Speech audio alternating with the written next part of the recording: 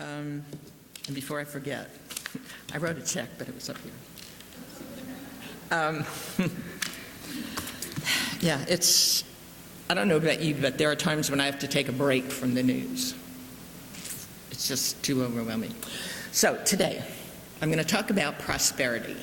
Now, everybody's going to gasp and say, oh, God knows she's going to ask us about giving money and contributing to the annual fund or whatever. So relax. That's not what this is about. This is going to be a lesson that has a lot of questions in it for which I don't have a whole lot of answers, but for which you can contemplate, or from which you can contemplate how you wish your life and your congregation and your church to move forward. So, the first question is, can you believe that no one can keep your good from you except you? Think about that. What does it mean to live in prosperity? How do you define success? How will you know when you are successful? You know, I love words.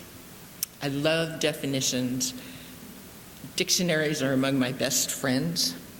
And so I do tend to go to them when I prepare my lessons because I want to make sure that I use the words correctly. So the first word I'm going to talk to you about a little bit is the word affluence. Now, I know what I thought affluence meant. I thought it meant being rich, having stuff. But that's not the definition. The definition of affluence is an abundant flow and not about things at all. It's just about a flow. It's just, affluence is about being in fluidity. It's being in that flow. And most of you know, or some of you know, that I come out of a unity tradition, so some of this will have some unity stuff stuck in it. But unity teaches that prosperity is not having things. Rather, it is the consciousness that attracts things. It's living from that consciousness. And a starting point to prosperity is realizing and accepting your own personal responsibility for your own thoughts. Because we believe that what you think about, you bring about. Okay, so what do you think? It means taking charge of your own life. It means, and this one's a hard one, get in the driver's seat. You are not a passenger in your life. You are the driver of your life. And as Thoreau said, keep moving in the direction of your dreams. So sit in that driver's seat and just keep moving. In unity, we talk about substance, and substance, again, we go to definition. The origin of the word substance is substare, which means standing under, that which stands under something. So we have to learn and appreciate the meaning of substance when we talk about prosperity, because it is everything. It is the substance in which we move and have our being. So there is substance that stands under everything. You don't have to do anything to get it. It just is there, like gravity. And we live in that substance just like a fish lives in water. I mean, it's around us everywhere, and what it requires of us is that we notice it, that we acknowledge it, and that we claim it. But, and there's a big but, it's like the Quakers say, when you pray, you have to move your feet. You actually have to do something. So in the spirit of, so what do I do with all of this stuff, with all of this information? I'm going to share with you something that I found. Did you ever get on the internet and you start scrolling through things, and you end up in this black hole, just keep going and going and going. So there's something called the Legatum Prosperity Index of 2023. And it's a report that's published every 3 years by the Legatum Institute, and it's a UK-based think tank. And it goes into great detail about the kinds and types of prosperity. Now, we all tend to think of prosperity having to do with financial. But here's how they rank that, 5 things. The first one is emotional. The second one is physical. The third one is mental. The fourth one is financial. And the fifth one is spiritual. And they go into great detail about that level of prosperity and how each of those kinds of prosperity add to our well-being. So if you like charts, if you like data, if you like comparative data, this is the place for you, because you could spend a long time. It's this rabbit hole. But they ask one basic question as they prepared this study, and that is, what does it mean to live in prosperity? And this is, I mean, that's an interesting thing to contemplate. We all think we know what it means to be prosperous, but what does it mean to live in prosperity? And so this is some of the conclusions they came to. Prosperity is when all have the opportunity to thrive, and to thrive by fulfilling our unique potential and playing our part in growing ourselves, our community, and every individual in it. It's a pretty interesting concept from a secular organization. Prosperity is built by empowered people who create relationships and create a society that promotes well-being.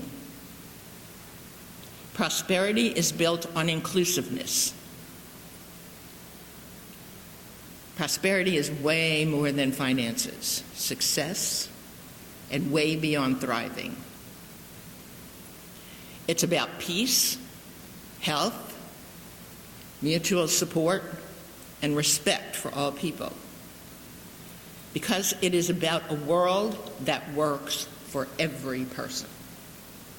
Not just the people you like, not just the people in your circle, not just the people in your country, not just the people in your party. For all people. And until all people are respected and live in that level, we will not be living in prosperity. And it's a transformative process. It's an iterative process. It's not a single event. Something doesn't happen and all of a sudden we become prosperous. But we work toward prosperity. We move toward prosperity. And part of that is knowing our own value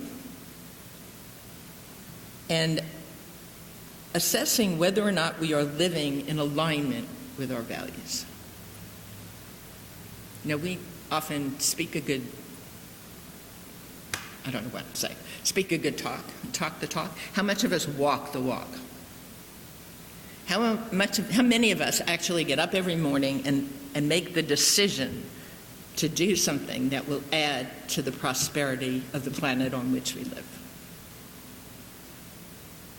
Whether it's by holding peaceful thoughts, whether it's by setting aside prayerful contemplation, whether it's by adding to the upliftment of the universe, how many of us make a deliberate decision to do that all of the time, or at least most of the time?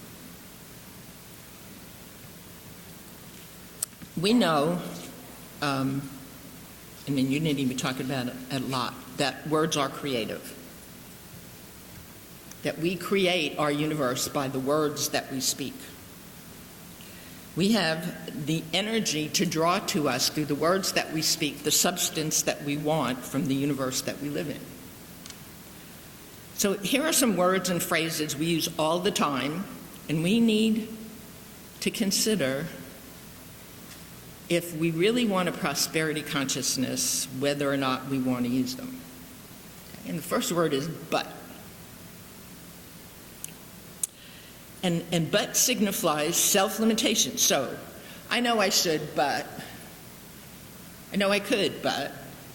I know I can, but. How many times do we do that? I'm not even going to tell you that you need to change it.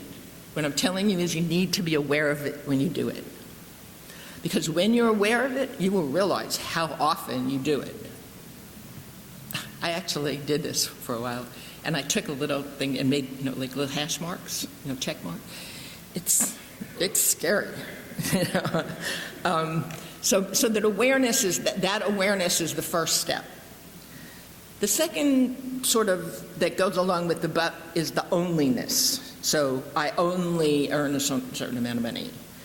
I'm only worth, fill it out however you want. I only have. I only can. That onlyness thing, limiting. And the third one is something that they call I can't-itis. Okay. I can't because I'm what? I can't because I'm poor. I can't because I'm old. I can't because I'm sick. I can't because I have limited opportunities. How many times do you do that to yourself? How many times do you put those walls around yourself by virtue of, I can't do this? What would it mean? What would it look like if you said, I can't? Instead of the constant, I can't, I don't. If only. You see how terrible we treat ourselves? Yet we say we want to have a prosperity mentality, we want to live in that abundance, and yet we sabotage ourselves because we bring to ourselves the energy that we don't want by the words that we speak. So, how do you change this? How do you change this mindset? What if you changed it to, I can because I am? Right? I can do this because I am smart. I can do this because I am intelligent. It's just really a change of words, but it changes the entire fabric. It changes the entire energy behind our self-talk. And then they suggest that we learn to use the word yet. If you can't ever get to the totally declarative sentence, that just seems like too big a reach for you, use the word yet. So yet refers to an event or an action that is presumed to be happening in the near future. So you're reading something, and instead of saying, I can't get this because I'm not smart enough, I don't get this yet. It doesn't make sense to me yet. There's a car I really want, but I can't afford it yet. Remember, the best is yet to come. Okay, so you get used to replacing one way of speaking about something with another way of speaking. Very practical, very easy thing to do. I shouldn't say it's easy. It takes a lot of awareness to do it. Teddy Roosevelt said, do what you can with what you have right where you are. Just start. There's magic in beginning. So if you have decided that you would like to be more prosperous, that you would like to live in a more prosperous environment, just do something about it. Don't sit and be stuck and say, I'm powerless to do anything about it. There's lots of stuff that you can do. And for those of us who come from a Christian tradition, we can remember that Jesus always, when Jesus did what he was going to do, whether it was feed the multitudes or turn water to wine or whatever else he did, the first thing he did was give thanks. The very first thing he did before he took any other action was to give thanks. The Buddha said the same thing. Give thanks. Live in gratitude. Gratitude for what is. You're alive.